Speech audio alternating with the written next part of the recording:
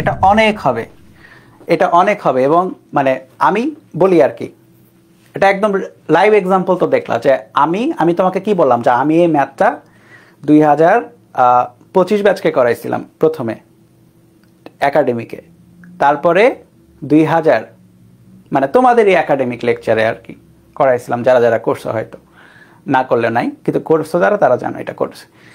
2025 batch গেল, তারপরে আমি 2024 ব্যাচের অ্যাডমিশন পড়িয়েছি, সেম টু সেম ম্যাথ ছিল, আমি শিওর এটা আমি করাইছি কারণ এটা ভালো ম্যাথ। 2টা ব্যাচ গেল, তারপরে হচ্ছে 26 ব্যাচের একাডেমিকে কয়েক মাস আগে এটা পড়াইছি, তাহলে 3টা ব্যাচকে আমি এটা পড়াইছি, মানে কি এটা আমার মাথায় কমন একটা ম্যাথ। অথচ কি হইলো, অথচ দেখো আমি কত ম্যাথ প্রবলেম সলভ বা চিন্তা করে করে সলভ করি সব কিছু, রাইট, ডেভেলপ করে করে বা প্রসেস দেখিয়ে দেখে সলভ করি, যেটা আমরা এই প্রসেসে কেন যাচ্ছি, এইটাতে আমরা সলভ কেন চিন্তা করতেছি।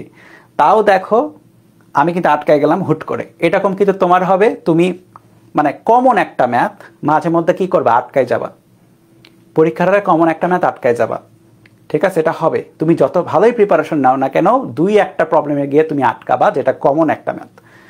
তো তুমি কিন্তু রিটেনে যখন থাকবা তখন কিন্তু পার্শিয়াল মার্কিং পাবা ইঞ্জিনিয়ারিংয়ে। সো পার্শিয়াল মার্কিং যখন আসবে তখন আমি যে এই পর্যন্ত করছি না, হয়তো আমাকে আউট অফ 10 আমাকে 4-5 হয়তো দিয়ে দিবে আর কি, বা তারও বেশি দিতেও পারে। তো যখনই তুমি আটকায় যাবা তখন ওইটাকে ওই জায়গায় স্টপ করে দিয়ে চলে যাবা। হ্যাঁ, আমি ইন ক্লাস আছি বলে আমি টাইম নিয়ে বের করছি, ঠিক আছে, আমার তো তাড়াহুড়ো নাই, আমার তো আর বলা নেই যে এটার পরে আমাকে 10টা ম্যাথ করতে হবে, এরকম কি, এরকম তো মানে বাধ্যবাধকতা নাই আমার এই মোমেন্টে।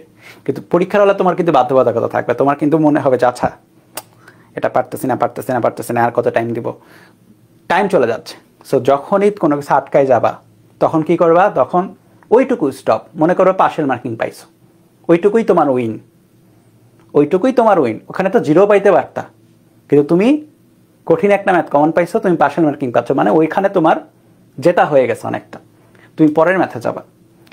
এই জায়গায় তাহলে কি আর ব্যাক আসবো না? আসবো, যদি ফাইনালে আমি টাইম পাই তখন, যদি আমি টাইম না পাই আর আসবো না, ঠিক আছে, ওইটুকুই কথা বুঝছো? সো এইভাবে রিয়েল লাইফে আমার সামনে যেটা হইলো তোমার সাথে এটা হবে। কিছু ম্যাথে তুমি গিয়ে তুমি জানো এই ম্যাথটা তুমি করছো, এই ম্যাথটা তুমি বারবার করছো, এই ম্যাথটা তোমার কমন, তবুও গিয়ে মাঝে মধ্যে তুমি লজিক্যালি আটকায় যাবা।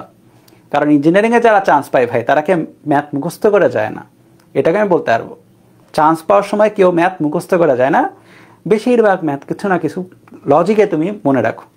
ওই লজিকগুলো হুট করে যদি না আসে মাথায়, তখন কিন্তু ভয় পাওয়া যাবে না, তখন ওইটুকুই, ওই লজিক ওই পর্যন্ত রেখে তারপরে ছেড়ে দিবা, বুঝছো?